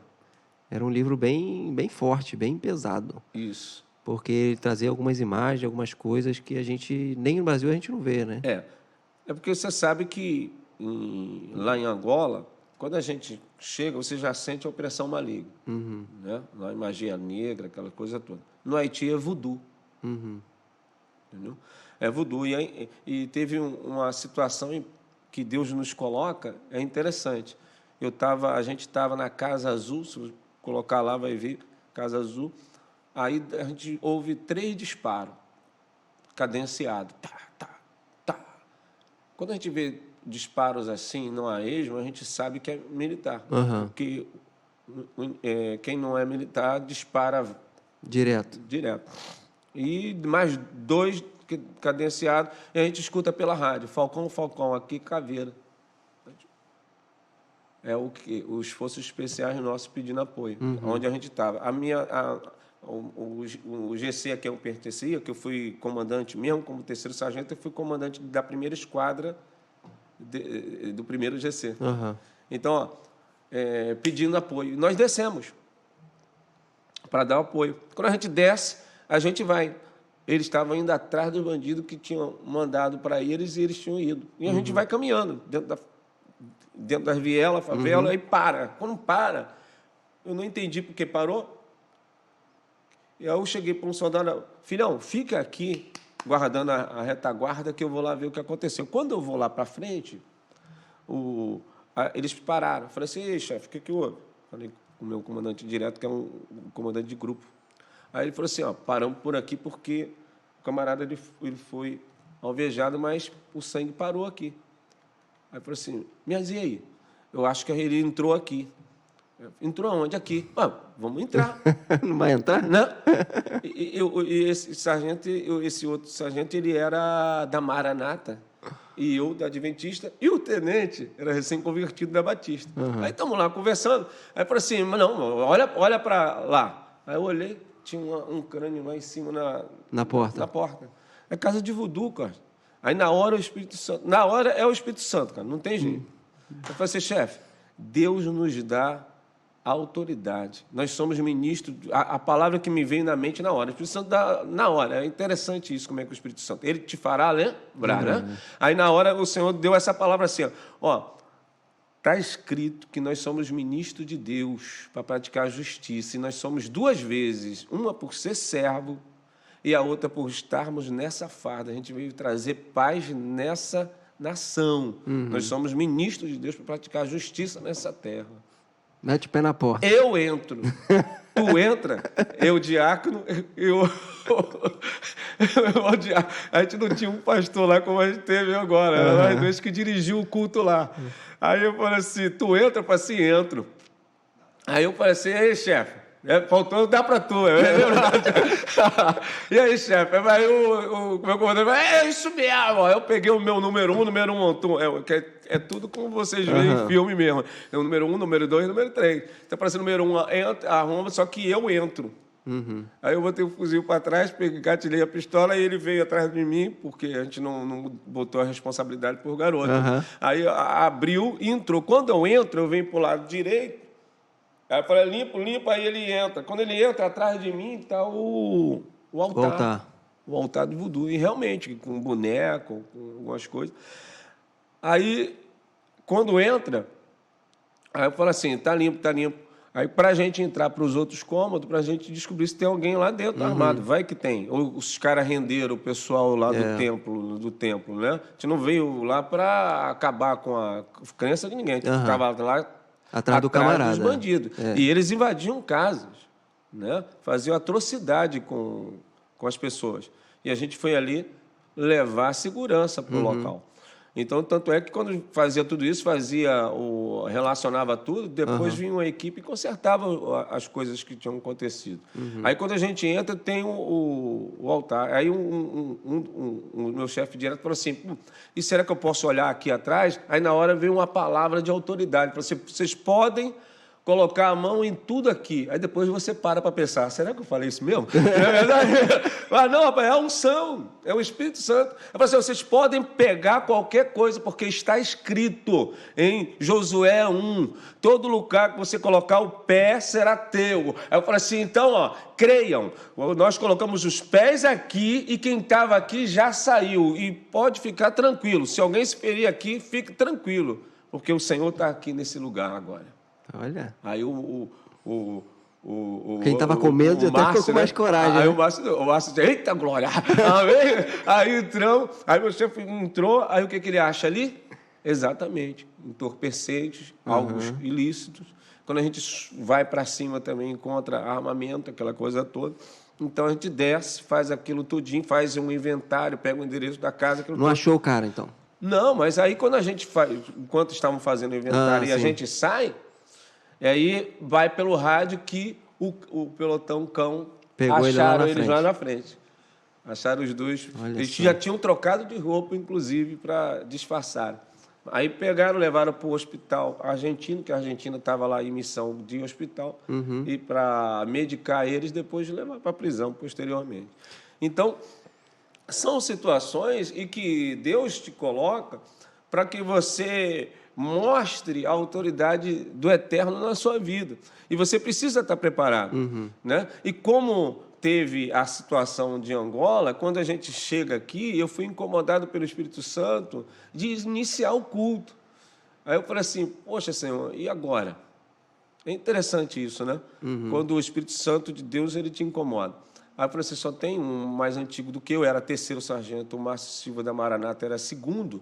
Aí eu fui lá para ele, e mostrar para ele, quando eu estive em Angola, a gente fazia culto era às terças e quintas, né? Aí ele falou assim, é mesmo? Eu falei assim, é. E o Senhor está me incomodando, Márcio. Como o amado é 2º, poderia levar isso para o comandante da companhia? Aí ele falou assim, vou, porque eles liberam, né? Tanto, não é só evangélico, não, católico, tinha missa lá. E é interessante isso que eu acabei de lembrar, tinha missa e tinha esse. Aí, e espíritas também. Aí, beleza, não, bora. Aí expliquei para ele, a Ana já tinha feito umas pastas com louvores, de corinhos na época. Então, tinha separado umas pastas com louvores, levei, expliquei para ele, aí o comandante assinou embaixo. Vamos lá. Aí, como era full time, então até os sargentos pegavam na hora, velho. Entendeu? Então, a gente pegava na hora. Aí, chegava nos dias de culto, eu ia nos pelotões mais próximos chamar. É interessante isso, irmão, para ficar para o nosso testemunho, tá? Isso que ocorreu foi algo assim tremendo. Eu convidava as pessoas para virem para o culto, inclusive aqueles colegas que não eram evangélicos. Então, um colega que não era evangélico, que já teve até um estudo bíblico comigo e com o vô, meu sogro, que é da Igreja Católica, e muitas vezes quem conversa com ele acha que ele é evangélico, não é, porque tem muito conhecimento na palavra. Então, ele chegou para mim e falou assim, irmão Costa, eu posso assistir o culto lá de vocês? Eu falei assim, pode. E depois eu vou numa missa sua também. Ele falou assim, vá, tudo bem. Aí ele veio.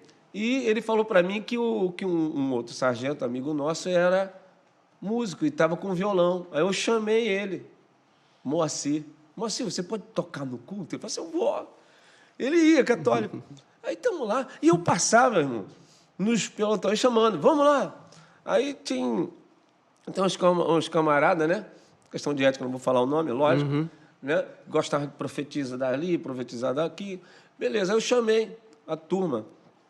Aí não vinham, alguns não vinham, né? Porque eu era tremendo. Ó, a gente, nessa época que a gente estava lá no palácio, uma hora a gente estava de guarda no presídio, na outra hora checkpoint, que a polícia faz aqui na rua, e na outra hora no Forte. Era assim, não tinha um lugar fixo. Não tinha lugar porque era a área vermelha. A área vermelha era toda.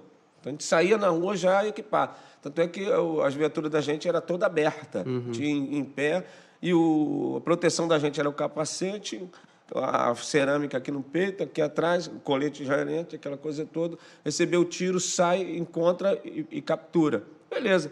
Quando a gente está lá, aí o sentir de Deus assim, ô, Calado, você poderia levar uma mensagem tal dia?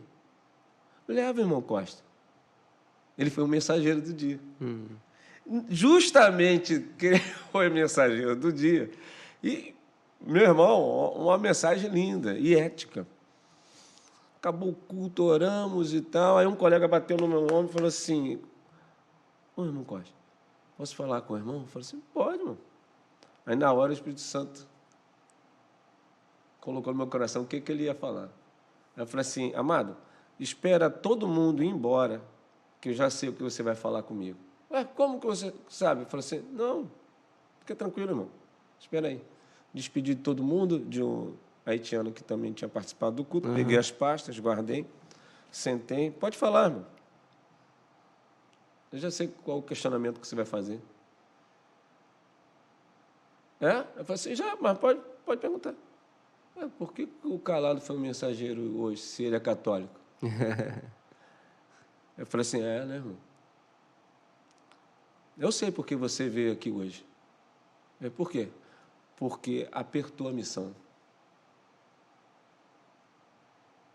Que o negócio lá era mais complicado, né? Por isso que você está aqui. Agora eu te pergunto, faz quanto tempo que eu te chamei os outros para vir para cá? Aí ele abaixou a cabeça. Eu falei assim para ele, não era ele que era para estar pregando, era para você estar pregando. Mas como diz nas Escrituras, né? Se a gente se calar, até as pedras clamarão. Deus vai usar quem Ele quer, querido. É quem tiver à disposição, né? Quem tiver disponível, Ele vai usar. Eu falei assim, agora você sabia que o querido ali, Moacir, ele também é católico. Você vê como é que ele se derrama nos louvores, na mensagem. Ele falou assim, ele é também? Então, vaza, vigia. Da mesma forma que você é lá, você tem que ser aqui, aonde você estiver. Você não pode negar a ação do Espírito Santo na sua vida. Isso aí. Então, graças a Deus, né? Teve um dia que nós fomos emboscados e Deus aprove a provisão, fomos resgatados e nenhum se feriu. Amém. E um dia num culto, na base, Deus usou um vaso e falou assim, os 2.000 eu trouxe, os 2.000 vou trazer. E naquele contingente que foi a Minustar 3, né? Minustar 3, todos foram e voltaram. Alguns feridos, logicamente. Né? Pelo embate, Logicamente, voltaram com vida. Né? Deus, ele agiu. Você ficou lá 6 meses também? 6 meses também. Teve um momento que quase, teve que voltar de devido novo, né? o ênfase, né? Quase que a gente poderia ter ficado mais tempo, mas né, a força militar ela age dessa maneira, né? Ela age olhando lá na frente. Então já tinha tropa, tudo direitinho, né? Mas graças a Deus no final da missão, como pacificamos em torno de praticamente 3, entre elas as principais, a principal que atacava a frente, então quer dizer, Deus abençoou muito, né? E nós fomos reconhecidos, né? Porque o civil ele não entende como que as Forças Armadas agem. Primeiro a gente entra, consolida o terreno e depois a gente avança, né? Então, quando a gente vai, o terceiro contingente, ele vai justamente já com as cartas todas prontas, já sabendo aonde agir. Então, quando a gente agia, a gente já sabia, era cirúrgico. Então, a gente sabia a inteligência age... Isso, aonde a gente vai ocupar, o que fazer, já tem tudo na mão. Para isso tem a inteligência. Né? E Deus nos deu muitas vitórias lá, nesse aspecto. Um dia que eu me emocionei foi um dia em que Deus nos livrou de uma emboscada dessa, né? E Deus abençoou de tal maneira que no dia seguinte, quando eu chego no aquartelamento, eu recebo a missão de escoltar uma pipa d'água nossa para ir na base pegar água para onde a gente está. Aí meu chefe, Costa, você que vai escoltar com a sua esquadra. Aí eu chamei a turma, turma, quem quiser ir telefonar para o Brasil aí, vamos embora. Vamos embora, então vamos embora, vamos, equipa, vamos. Aí entramos na Land Rover 90, que é a Land Rover menor, né? Um chefe de viatura aqui e tal, eles lá aqui em cima, e a gente estamos saindo, a pipa d'água atrás, a gente está descendo a via. E era uma coisa interessante que a gente foi ensinado a ser cordial. Então a gente estava, bonjour, como ça va? Né? Bom dia, como você vai? Então a gente cumprimentava no início e às vezes as pessoas não cumprimentavam. Mas quando eles viram que essa tropa ela realmente mostrou o serviço, aí quando a gente está saindo aqui assim, a gente ligado, né, cada um olhando uma visada de uma rua, eu olhava uma visada, os dois lá de cima olhando outra, visada é direção de segurança. Então a gente está descendo e eu vejo uma moça aqui assim, um rapaz, e diga bonjour, como ça va? Aí o camarada entra para dentro de casa, sai com a bandeira brasileira. Daí a lágrima caiu, cara. E eles ficam falando na rua, Brasil, Brasil, que eles realmente viram que a tropa estava atuando para a segurança deles. Aí a gente passava e a gente falava, como ça va? Aí eles cumprimentando a gente. Aquele dia foi tremendo. A gente foi para a base, né, aquela coisa toda, e retornamos. Muito legal. Ei, irmão, já podia ficar até mais tempo aqui, mas já tem gente esperando ali já. Já tá cansado de esperar. Muito bom, irmão. Olha aí, uma vida inteira, né? E olha que você não tem 60 anos ainda, hein? Não. Apenas 55. Poderia, meu pastor, só 5 minutinhos? Pode. Eu preciso dizer isso, que muitas vezes você é humilhado. E a carta diz assim, olha, humilhai-vos perante a mão do Senhor, que ele a seu tempo vos exaltará. Eu vi muitas coisas, entre elas quando eu fui batizado com o Espírito Santo. Isso é fogo de palha. Não, estou glorificando o meu Deus até hoje. Teve um dia que teve um membro, um jovem, chegou para mim, pastor, eu não te compreendo, não. Eu falei, por quê, meu jovem? Porque chega aqui na igreja vazia, o senhor está dando glória. A igreja está cheia, o senhor está dando glória. Tudo o senhor dá glória. Eu falei assim, um dia você vai saber. Aí um dia eu contei esse testemunho. Mas no final da carreira, um major chegou para mim e falou assim, você vai ter uma formatura para a tua ida para casa. Geralmente a gente não tem. não tem formatura, né? Pelo menos, ao menos, o tempo que eu estava lá, não vi o que é qualificação ter. Falei assim, não, você vai ter sim, porque está indo 12 oficiais embora e você também, e eu quero ver você pregar. Falou assim mesmo. Eu falei assim, que é isso, meu major? Falei assim, não, vai. Aí, no dia, né, foi minha esposa, pastor Ismael, que sempre acompanha a gente, o pastor Valmir, graças a Deus, estava aqui no dia para presenciar lá, foi.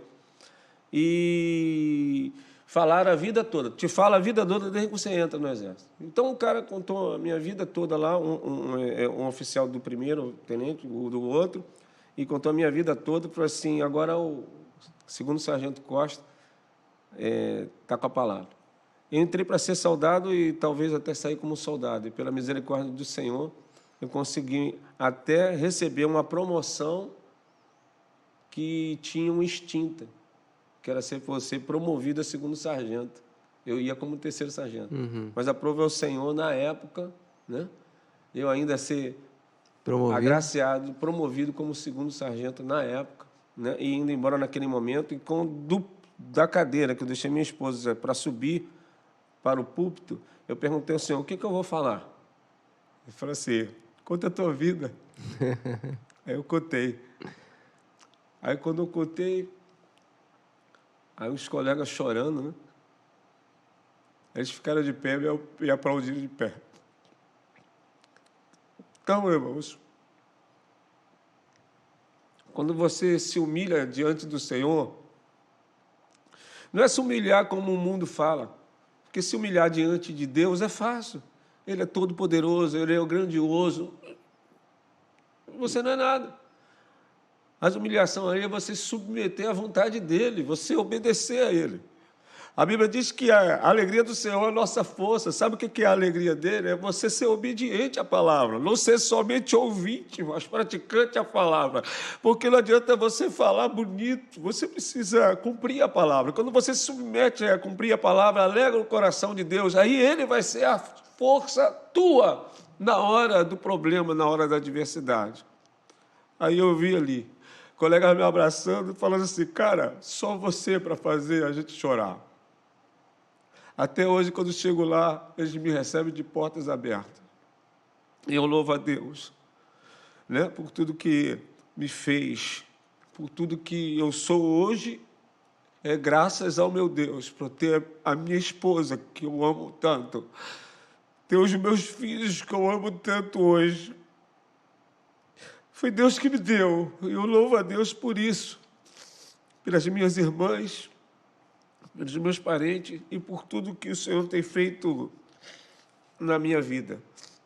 Eu agradeço a Deus. A netinha também, né? Hein? A netinha também. Minha netinha, a Manu. Manu, ela tem uma sensibilidade do toque do Espírito Santo muito grande. Outro dia a gente estava em casa, aí ela, como diz o Jairo, do nada, ela entra no quarto e fala assim, vovô, vamos orar. Eu falei assim, orar, Manuela? Ela falou assim, vamos orar. A Isabela ainda não tinha casado, ela bate na porta da tia, tia, vamos orar. Quando eu cheguei na sala, ela já tinha colocado a avó e o pai na sala. Aí, nos demos as mãos, lemos a passagem bíblica e oramos. Né? Eu peço ao Senhor, né, que continue abençoando ela, né? A mamãe dela, a Tabata, a família também dela, e que Deus continue abençoando, né? E você e nós continuemos confiando na palavra de Deus. Amém. Porque realmente o nosso Deus, Ele vela para cumprir na nossa vida. Amém. Né? E se não fosse o Senhor, certamente eu seria um padre. É verdade. Olha aí, irmão, um garoto de 14 anos, 14 não, você tinha 12, né? 12, 15? 15 anos aí, por aí. Irmão, a gente só pode lembrar você que essa necessidade, né, da palavra de Deus, de fortalecimento pela palavra de Deus, para que realmente a gente precisa ter base bíblica, conhecimento bíblico, para que a gente possa influenciar outras pessoas. Nós precisamos influenciar outras pessoas a conhecerem o Cristo ressurreto, o verdadeiro Senhor, e mostrar às pessoas que Ele é verdadeiro, Ele é real, né? E até usar o próprio texto que o pastor falou aqui, conhecer a verdade para que sejam libertos por essa verdade. O caminho, o único caminho, né? Que é Jesus Cristo. Então, é importante quando você investe um pouco em alguém, quando você investe um tempo em falar da palavra de Deus para alguém, em ajudar alguém, em encaminhar ele para a igreja, né? É fundamental. Talvez hoje a gente viva num momento onde dificilmente é difícil para a pessoa abrir a sua casa para que um garoto que talvez desconhecido da rua, vizinho, possa adentrar. Mas Deus também, né, usa aí os seus anjos para abençoar e cuidar daqueles que precisam. E nós precisamos também ser um desses anjos que ajudem e abençoam outras pessoas, sendo pelo menos um canal ali onde vai poder dar um pouco de um cuidado, de um sustento, de uma base, né? Dar ali um angu com carne moída, né? Que isso seja de exemplo para cada um de nós. Eu acredito que a gente termina aqui, você edificado, né? Pela palavra de Deus, pela vida do nosso irmão, que seja uma vida de testemunho, continue, né? Sendo uma vida de testemunho, de bênção, né? Quero dizer aqui, como eu sempre falo para os irmãos, né? O Albino sempre é uma referência, né? Quando a gente vai falar sobre o cuidado, né? Eu me lembro, por muitas das vezes, eu com a minha esposa indo, voltando da igreja, às vezes a gente nem era dia de culto, a gente estava indo para algum lugar e o pastor Albino, quando passava, sempre parava. Tá indo para onde? Aí, entra aqui, que eu vou te levar lá. Não interessa se ele estava indo, não sabia para onde ele estava indo. E de repente ele dava uma carona, né? Eu tive uma oportunidade só para retribuir, ele nem queria, mas eu o forcei, foi obrigado. Ele foi obrigado, mas entrou no carro e eu consegui dar uma carona. Mas sermos exemplos, sermos pessoas que realmente mostram aí um caráter, um cuidado, um zelo pela palavra de Deus, que é importante.